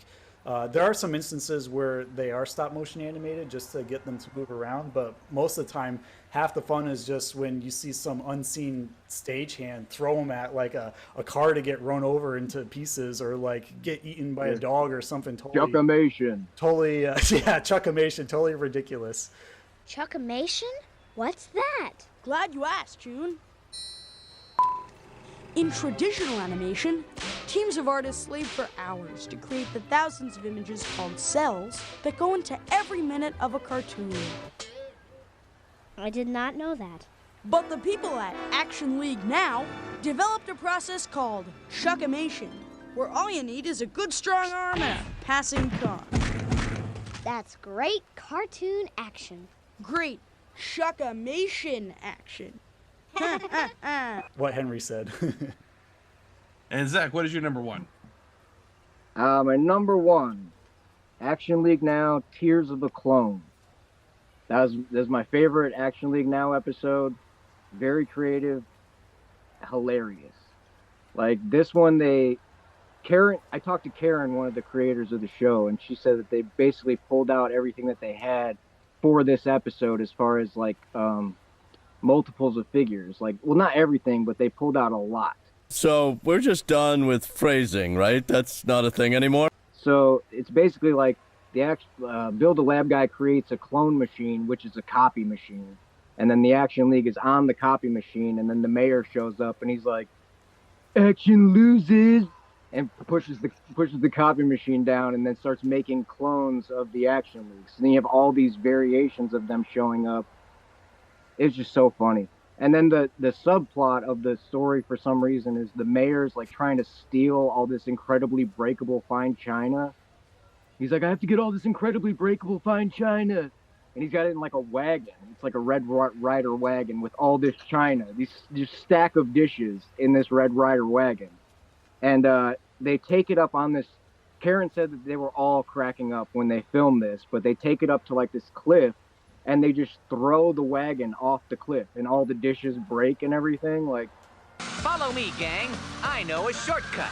Action League away! You gotta admit, it is shorter. Who's the lucky boy getting away with all the incredibly breakable fine china? Me! Then again, maybe I'm not so lucky.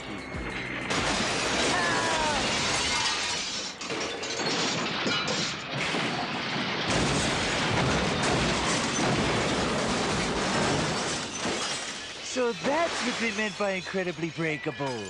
it's so funny and just so ridiculous. Like if you were just channel flipping back then and put on like Nickelodeon, you see this wagon full of dishes just off the cliff and just breaking all the dishes, shattering everything. It was hilarious. They must have had a very generous budget for this short. To throw cars off a cliff, even explode them too in some episodes.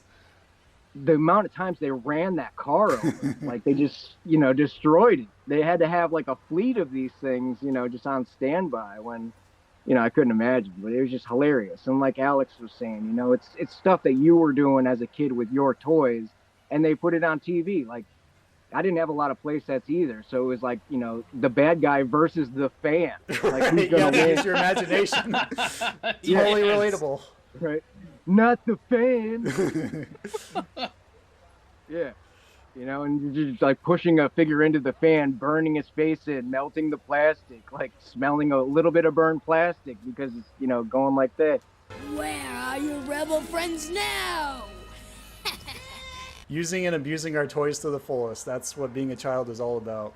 And that's probably what Meltman is even derived from, too. That classic trope of, like, burning ants with a magnifying glass, but maybe he got stuck under it. I'm trying to melt. You know, like Meltman. With the power to melt. That's impossible. Meltman has special training. Besides, we may be professional comic book characters, but we're not superheroes. You could just tell that they were having a blast when they were making it, and that really shows in the work. And it still holds up. Like, my son loves it. Like, he loves action movies. So I'm glad I could pass it to him too. Yeah, I might even dare say that applies to all 90s Nickelodeon shows that have aged incredibly well. You know, they create something. Pete too. Definitely included in that. You know, they all have fun creating it. They're all very whimsical, passionate. Each show has its own unique identity, and they flourish because of that. And I feel like the 2020s can learn a lesson or two from past history in terms of making memorable media these days. 100%. I mean, there's nothing like Action League on now. You know, it was a time and place, but you know, we still have it. We can still share it. Like, it's still hilarious, still holds up. You know, same thing with Prometheus and Bob. Like, it's timeless. Yeah. Stuff like that's timeless. Yeah, all of it is. There's nothing really that pins it pop culture reference wise to specific era. Like, it's just general, but also relatable enough that you could even watch it 100 years from now, or even 900,000 years now when Prometheus gets this channel or this podcast. 900,000 years in the future. Yeah. Action League, then. Right. Yeah, that's what it'll be then. Dateline. What is your honorable mentions and dishonorable mentions, Brett? Woo! Coming off that ride, I'm going to go with some more obscure picks just to give them some love. So my first honorable mention is Lava. I really love a whole assortment of these, any of them that I could get my hands on. It's just got this beautiful, zany cartoon style that I used to draw in all the time that I really should be drawing in again because I just love it a lot. And it's very absurd yet simple with all the animals and some sort of punchline at the end that you don't expect. One in particular that got me was, I like to call Pulling the Tail, but there's no real like official name for these shorts. It's from season 1, episode 3, Comics for Today.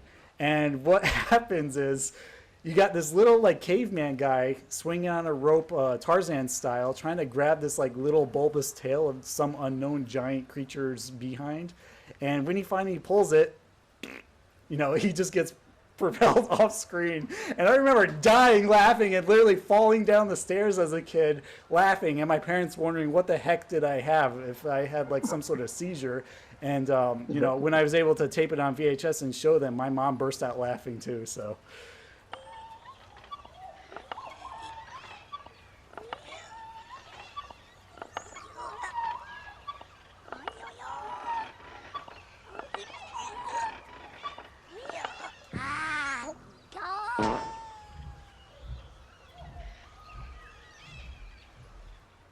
gotta love the childhood memories for that. There's also another great one where there's like 2 snails moving about and one's like showboating, like I don't know what the verb is for like snailing, like moving forward, slugging forward, but it's like moving around in circles around this smaller snail, and the snail in the center is frustrated, so he throws some tacks out, and then the snail like blows a tire and then just skids out of control. I mean, it's a lot of great stuff.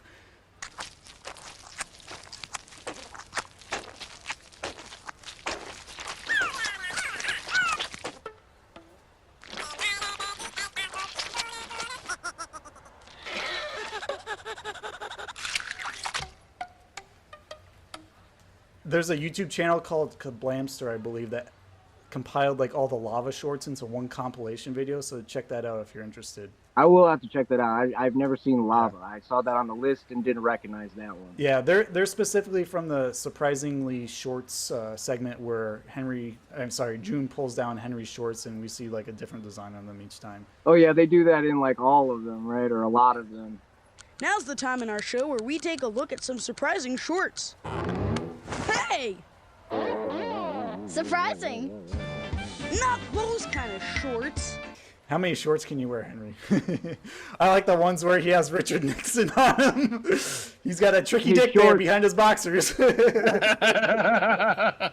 Hey! Surprising. What? I guess it's his favorite president. In the White House, near his Washington Monument. Yeah, sure. Jokes aside, anyways. Right. Tricky dick boxers. Yeah. I also like to mention another one-off short, Flan's Incredible Big Top from Season 2, Episode 12, Art plus Science equals Fun. And I really like this one, as I mentioned earlier when I gave my overview of like the John Dilworth-esque vibes of the art style. It's very strange. Like the cadence and the voice acting is very reminiscent of anything you'd find on Liquid Television. And I appreciate it just for the off-the-walls animation style. Like it really has like a sense of Looney Tunes with a bit of MTV injected into it. Unfortunately, it's a one-off, so there's not much more development than that. But if you're interested in alternative animation styles, I'd check that out. And then lastly, I'd like to mention the anemia and iodine one from Season 1, Episode 6, What the Astronauts Drink, because it's got some great spooky vibes to it, and I like how it reminds me of Rocko's Modern Life with these two main female characters who are pestered by one of them's younger brother during their seance in a haunted mansion. What is your dishonorable mention? I think it's no surprise, because I did mention it in Favorite Nicktoons when the theme song came up. My name is Angela. Yeah. Pardon my language to all those listeners who have young children, but this girl, I hate her so much. I really don't want to. No. Yeah, I mean, no, that doesn't help either. Not screw this girl. Take this animated short, put it in a box, and hurl it into the sun, and I never want to see it again. Erase it from history. And then I'll put that box inside of another box, and then I'll mail that box to myself. And when it arrives, I'll smash it with a hammer. This is garbage. This is hot garbage. If we ever have a chance to do an episode review, I would give it a Splat-tastic into the ground until it can't breathe anymore. I hate this show.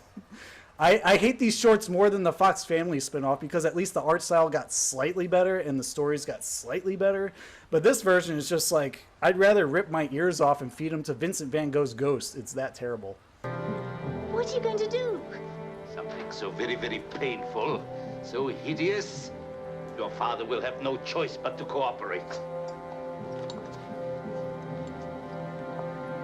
No. My name is Angela, and you... Memoir is a stuck-up jerk face now. Oh, we're all on the same page. You have another one, right? Yeah, it's Adventures of Patchhead, and despite the fact that watermelon is my favorite fruit, the live-action style really just didn't gel with me. It feels very strange. It reminds me of all things, the Foo Fighters Everlong music video, where it's got these weird hillbilly kind of characters with oversized pompadours, and it's just, I can't make sense of it. I don't like it. The humor doesn't hit with me. I don't know what to do with it.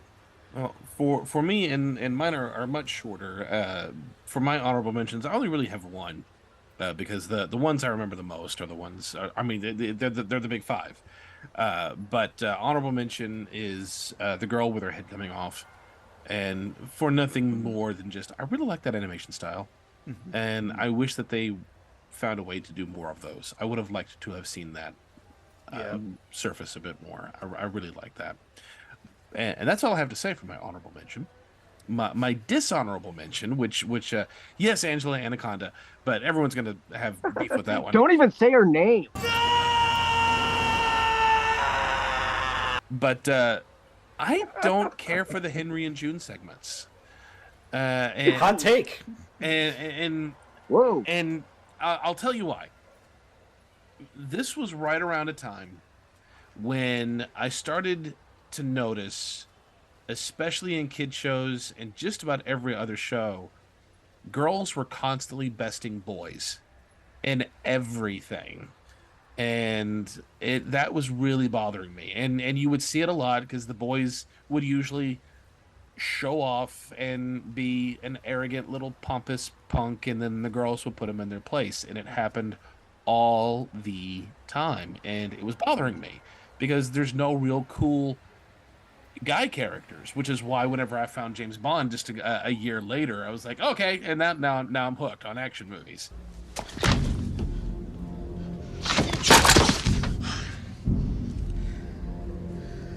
Why can't you just be a good boy and die? You first. But for especially kid shows, at the mid 90s and on, and even today, it's still going on, especially with TV sitcoms. There's really no good male role model figures. And I always felt bad for Henry. I just wanted to see an even amount of him besting June and June besting him. I would totally be on board with that, but that's not how it went. June sort of gets the better of Henry all the time, so she's more controlled but more mischievous person in the pair. And that bothered me a lot whenever I was in elementary school. And I'm not gonna lie, still bothers me quite a bit. So and it's that reason only why I'm like I don't and I like the Henry and June pilot.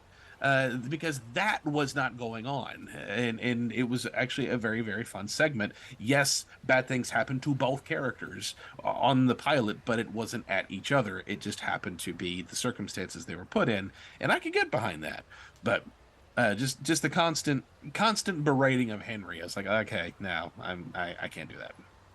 Yeah, I totally relate to that, and sometimes I wonder if those up-and-coming tropes, or whatever you want to call them, in the 90s affected our culture today, where males have been diminished to or watered down to a joke rather than someone to admire for their character and virtue. And yeah, that definitely bothers me too, because I feel like we just kind of been left out in the dust for the sake of I don't know. I'm not trying to be political here, but I feel like white American males are the forgotten minority now that all the minorities are getting all the attention. Which they need. Yeah. And they deserve. And I understand that's totally justified because they didn't get as much representation in previous decades, and they fought many wars and civil activist movements to get their just due attention. But at the same time, I wish that it didn't have to come at the sacrifice of kind of stripping down the modern millennial males' power, for lack of a better word, really just more like not masculinity, just I don't know, the essence that makes us respectable. Yeah, it's been whittled down to a joke. Yeah, nothing more than a punchline, and that very, very much bothers me. Yeah. But that being said, Zach, what is your honorable and dishonorable mentions? Dishonorable mentions is not to be named. We already went there. I think I had enough vitriol for the three of us. Yes. Honorable mentions, I have Race Rabbit down, which I thought was pretty funny for a one-off little bit. Another cool mention, KaBlam Season 2, Episode 5, Tastes Like Pepper. They actually take the mayor from Action League and put him in the KaBlam comic. And so he shows up in the comic and takes it over from Henry and June. He's like, I'm running the show now. And then, like, they have him dancing. He's doing, like, the leg cross thing, and he's doing all these weird dances. It was cool to see Action League characters in KaBlam, the comic book, which they did a couple times. There also was one Thunder where, Girl. like, yeah, there was one with Henry where he wants to meet Thunder Girl. She shows up. And then they do, like, a cutaway one where it's like, let's go to the Flesh and... Meltman, like yes. Meltman It's something. for the award ceremony in episode 13. Yeah, live via satellite, or they did that one. But this one in particular, where they have the mayor taking over the comic book, I had never seen before, and I thought that was really cool what they did. And it was cool to see the mayor like doing all these weird dance moves and stuff because he's not very articulated. So like as far as dancing goes, he can't. But the way they animated it was cool. Like it was different, and I definitely like that. Definitely worth checking out. I'm sure they made a special puppet for that occasion so that he could do more. They just what they did was like they took the regular figure, took pictures of him, and then like cut out his joints. See. Yeah. So it's kind of like a paper cutout animation. Exactly. Yeah. It's exactly like that. But yeah, okay. It was very cool to see because they didn't do that in Action League. Like this was just the KaBlam animation on its own that they worked him into. But that was fun to see. Yeah, I really like KaBlam for taking risks with its creativity. Time and time again, it never ceases to surprise me what they come up with their episodes, whether it's like... Sometimes it backfires a little bit, though. Did you hear about that? There was that one Ka-Fun episode, you know what I'm talking about? It's KaBlam, it's called Ka-Fun is the name of the episode, and it ended up on a banned episode list because... Henry and June have a knockoff in China. It's like a Chinese KaBlam knockoff called Ka-Fun, and they show footage of Ka-Fun, and it's like, Asian June, like full on with like the hair and everything, very stereotypical June, and then Henry's regular Henry, and so then it cuts back to them, and she's like, "You did that show?" And he's like, they told me it was going to be somebody different. I didn't know it was going to be you. So it was Henry in the Chinese version also. That's a fun twist. I know we're supposed to end the show on an up note and all, but check out these TV listings from Japan. They're ripping us off big time. It's Ka-Fun? Where cartoons and comics crash into each other? You've got to be kidding. Get this. They have a segment called Action League Soon. And how about Prometheus and Yoshi? Oh, man. Listen to who the hosts are. Herman and Jan. What's this world coming to? Hey, if anybody out there from that other network is watching, and I'm sure you are, here's a word for you. It's called integrity. Look it up. You tell him, Henry. What do you say we roll a clip of this copycat and see just how lame it is? Really? But that's what they want us to do! We're playing right into their hands! The truth shall set us free, Henrik. Hey, Ka-Funners! I'm Jan! I'm Herman, and this is a little something we call Ka-Fun! You are so Ka-dead. You think that's me? I don't see the resemblance. Ow! How about now? They told me it would be different, I swear! Ow! I was set up! Ow, that hurts! Funny premise, doesn't really hold up today, or, wouldn't really fly, but it was funny. I liked it. Alrighty, well, I think that'll do it for our top 5 KaBlam shorts. Let's just move right on to our next segment because we got some VHS tapes to watch. It's been a while since we've done retro replay, but I figured we'd do it for old time's sake since we're talking about something so nostalgic. So let's roll the tapes for retro replay.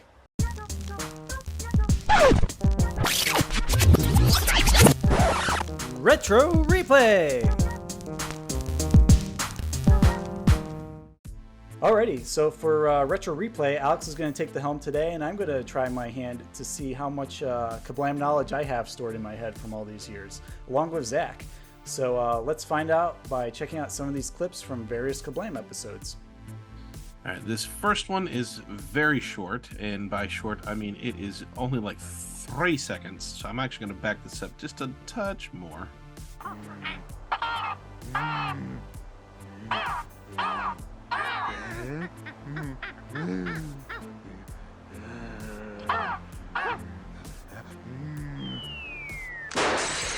So the question is, what happened when Bob threw the bowling ball? Kalupi. Oh, you got multiple choice? No, I don't. Okay. Kalupi. Yes, Brett? Bob throws the bowling ball, and I think it crashes into the spaceship and somehow causes the tape to short circuit. No, that's not what happened in the clip when he threw the bowling ball up in the air. I remember hearing a crash, and then the camera short circuited. Yeah, I'll take that. The rock hit the camera. Okay. So cool. I was gonna say 2 points. I was gonna say it landed on Meltman. That'd be a fun crossover. Action League Prometheus. But then, suddenly, though not surprisingly, Frangel's beautiful brain goes dead. I want to be a dentist. And then it comes alive again. And with the kind of speed you only see in cartoons, the little freaks prepare to launch themselves directly into the lair of the evil Haberdasher. Wait! All right, so your question is, for 2 points, what profession does Brangle say he wants to be when his brain dies? Henry. Yes, Brett? He wants to be a dentist. He wants to be a dentist. That is 2 points. 2 more points. 4 points for you. Cool. All right, let's go to season 3, episode 2. Up there, the opal. Opal schmopal. We must get the mummy back into her sarcophagus and then recite the incantation. Okay, make me your best offer. I got it. Keep away from King Tut. Got it. You want it, Tapehead? Go get it. Owa, Tudger, Kayam. Now he can sleep another 3,000 years. All right, question 1. What happens to the mayor when he is confronted by the mummy? Ka-flesh. Brett? The mayor is blown up by mummy laser vision? He gets zapped, yes. Okay. So that's 2 more points for you. And this last one is it's very, very simple. It's very difficult. I don't know if you can handle this. It's a yes or no question. Does Bill put the mummy back in the sarcophagus? Yeah. Hey! Zach gets You're on 2 the points. board. Sorry, I was having a brain fart there. Oh, jeez. Oh, jeez. Oh, jeez. Yeah. First one to blink loses. Ready, set, stare! I have to warn you, we're practically unbeatable. Aw, man, shoot. I'm out. Loser. Uh-oh. I got a tinkle. Gee, too bad. Guess that means you... Be right back. Wow. She's good. Question is, what happens when Henry and June are doing a staring contest with the viewers and June has to tinkle? She sticks her eyes on the screen. Dang, I was trying to think of a cub word to buzz in and you beat me to it. And that is absolutely right. Brett is at 6 points and Zach is at 4. So we have a possibility of a tied game if Zach gets this last question. I'm through being afraid. In this life, you just gotta dive in. Head first.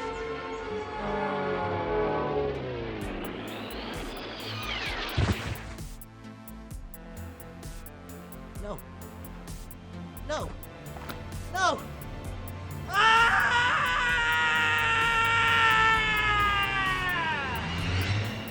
And your final question is, what happens to Fondue after he shoots himself out of his clean room? Ka-sniz. Ka-fondue? Ka-chocolate. He lands in the city dump and he is covered in filth on his back. He falls into the dump, which leaves a final score of Brett with 8 and Zach with 4. Good job, you runner. Thank you. I was hoping the little girl with the giant bow would smack him in the sandbox. Yeah. Cool. That was a close one. Nice job, Brett. You too, Zach. Alrighty, let's pop this VHS tape out and close the comic books for today because I too have to tinkle after being in front of the screen for a long time. So here's our closing question, Slimesters. Did KaBlam ever inspire you to find and watch other animated shorts on TV? Perhaps you went to Liquid Television or Cartoon Sushi or even What a Cartoon Show in the 90s. If you have done that, email us at splatattack2021@gmail.com. Or you can DM us on Instagram at Splat Attack Podcast.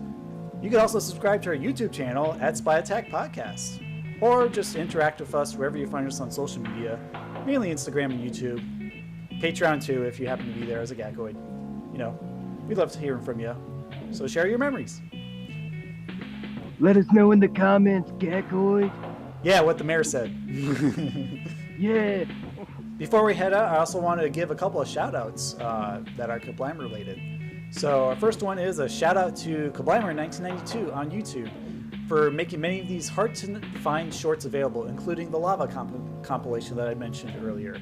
So thank you, KaBlammer1992. Hopefully you're watching our show and you get the recognition that you deserve, because it's really awesome. Yes. Also want to give a shout out to Ryan Towell of Classic Nick, who also wrote to us in a past Mona's mailbag letter for providing supercuts of each KaBlam season on YouTube. You're doing fantastic work for the 90s community, so you too deserve praise. Thank you, Absolutely. Ryan. And also, thank you, Zach, for coming out for this episode and joining us again. Last time you were here for a Patreon exclusive, so we're glad that we got to get you in for our main timeline episode and for showing us all these awesome things that you've amassed and created. It's so awesome. So, yes. I saw this and I thought about you, Will. Yes. We got to do a game on with that, or at least attempt. Yes. Yeah. It's got your name on it if you're ever in the area. Awesome. Yes, thank you, Zach, so much for coming out and joining us for this episode. It's been a blessing to have you. Thank you guys. Thank you guys for having me. I appreciate it. Yeah, you're a good buddy of ours, and we'd love to have you again for either more KaBlam or anything else that tickles your fancy. I know you're a lot of fun. You're an Are You Afraid of the Dark fan, so I'm sure we can squeeze you in there somewhere. Oh, yeah. Until then, Alex, will you scrape the slime off the wall for us, please? I've got to help Sniz and Fondue build a ramp for their motorcycle so tall that they'll drive right into the moon. Aye, Co-Captain. Now, while you do that, I'm going to help Loopy fight off an invasion of appliances congregating in the basement with Larry's stereo system. Wish me luck. Well, if you need backup, I'll call Prometheus and Bob. I'm sure they can lend a hand.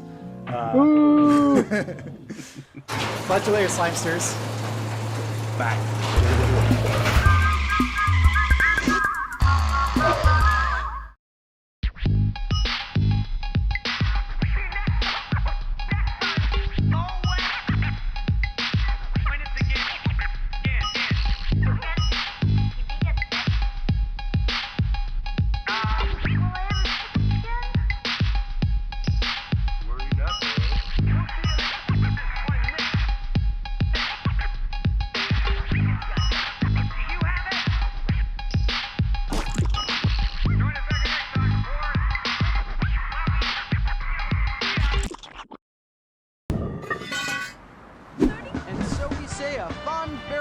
To our lucky contest winner.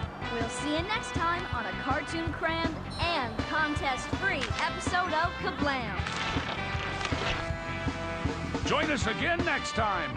Same KaBlam time, same KaBlam network.